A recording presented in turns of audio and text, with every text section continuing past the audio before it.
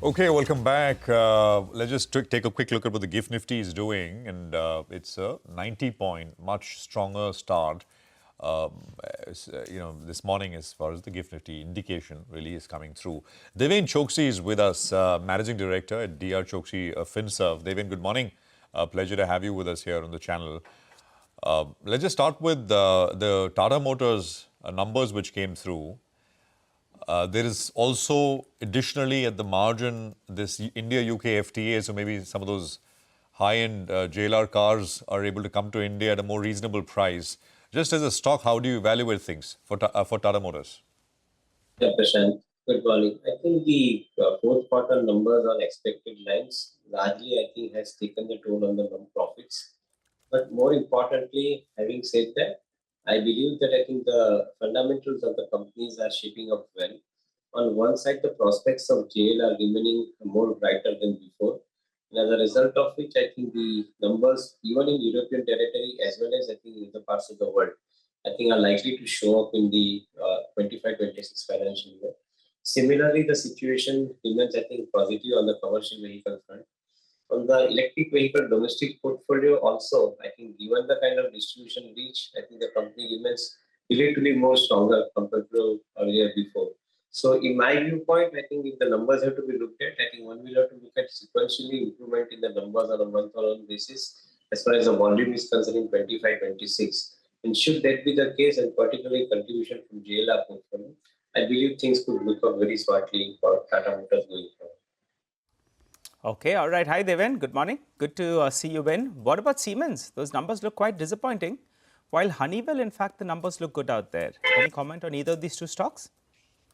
Yes, Nigel, good morning. Well, I think not very easy to conclude on the quarterly numbers per se, because in many of the situations, and particularly in case of any capital goods companies, I think somewhere the offtake hasn't happened in the system because of the government's inability, I would say, I think, to implement some of the projects in time. And as a result of which, I think some of the capital goods companies have actually, I think, not been able to justify the numbers that they would have otherwise reported based on the order book that they had. So that could be one of the reasons for which I believe that I think some disappointment on a quarterly result basis. But I would like to believe that given the trajectory of growth and the government's commitment for putting money into the infrastructure, including railways in this case, I believe that the numbers could show up in subsequent quarters. But more clarity would probably be sought from the company on this particular front. Okay. Deven, hi, good morning. We were just speaking to one EMS company. We'll be talking to another one soon. Sirma, I don't know if you caught a bit of that conversation or not. We'll be talking to PG Electroplast as well. What do you think? I mean, it all depends on which company is executing and growing fast, right? For instance, Sirma told us they're trying to change course a little bit, move a little higher up on the margin curve, look at high margin products like smart meters, etc. PG's been another good steady quarter. How do you find the stocks in terms of valuation and opportunity? Yes, sir, very good morning. Not sure about the valuation at this point of time because I find that everything seems to be in price from what numbers I saw. But importantly, I think in the EMS space, the companies are having relatively better time because the OEMs to whom they are supplying to, they are probably enjoying the best of the market times at this point of time. Maybe on a quarter-to-quarter basis, I think you may not be justifying those numbers, like I said earlier, before in case of Siemens. But the fact remains that I think they are the ancillary companies which are supplied to the OEMs. In this case, I think the complete designing, manufacturing, and supplying the entire kit to some of the OEMs. I would think that the business condition remains relatively more stable for them, but not sure about the valuation of each one can buy at this point of time. Deven, any view on Z?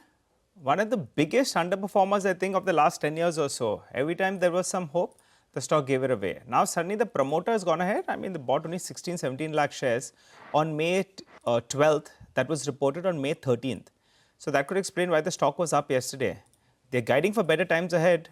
But, you know, they've disappointed in the past. At around 120 rupees, would risk reward be favorable or you'll stay away? Again, I think not completely sure, Nigel, because I don't see the moat in the business at current levels. And given the strength that the competition is providing currently in the universe, I think they will have a big time role to play in form of building the company back to the level at which I think the one would like to see it. However, I think at this point of time, I don't see that kind of a clarity. Maybe I think save and accept this kind of transaction. Some amount of re-rating may take place on the stock price, but not too sure whether fundamentally I can put money behind this company. Deven, the theme yesterday which stood out even in a down market in a big way was defense. And the index, I think, ended about 4% higher, and so many stocks, BEL, BDL, and everything else actually, HAL, everything did quite well. What do you make of it? I mean, you think one should just let this, because this is on the back of recent events, and you got a bit of a sharp pull which has happened. The index itself is up about 10-12% since from the beginning, from before the beginning of this particular conflict. So let it cool off a little bit before you start to evaluate opportunities. Is it chasing things here or still looks good? What's your sense? The long-term outlook, I think, remains absolutely convincing for most of the defense companies, including the NCLAs who are supplying to the mainframe business companies, I think, which are supplying ultimately to the government-owned companies. So, in my viewpoint, I think there is no question asked on that aspect. I think the entire value chain remains quite interestingly positioned from the growth perspective. However, I think the market has priced everything in advance. In my viewpoint, I think some of the companies are quoting beyond FY27 earnings outlook. And that's where my concern would be. As I expressed even in past also, that I think these companies would be in a position to report a growth, but not beyond the certain premium above the GDP rate of growth.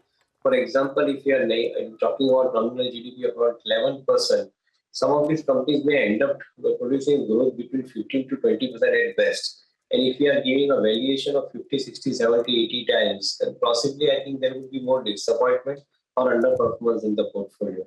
That's where probably I'm a little bit more concerned about. I'm not doubting the ability to produce 15-20% growth. I'm possibly not comfortable with the valuation at which some of these companies are quoting currently.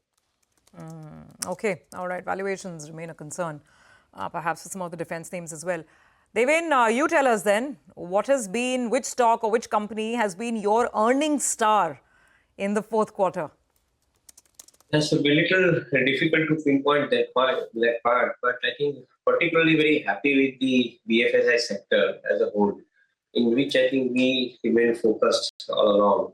And most of the companies, including SBI, including Kotak, I think we feel that the numbers have been probably better and in line with expectations. Maybe I think these companies are expected to produce relatively better performance year after as well, given the lower trajectory of interest rates. We believe that I think the growth rate could possibly be much higher in the BFSI space. So that's where I think we remain a little bit more comfortable. I think in other areas, probably we are seeing the kind of growth happening in FY25-26. But at the same time, many of the companies have remained, I think, higher on the valuation front.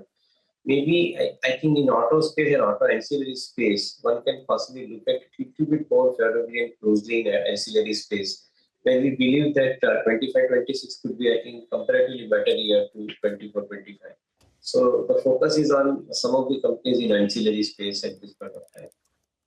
All right. What we'll do is, Deven, take a quick commercial break here.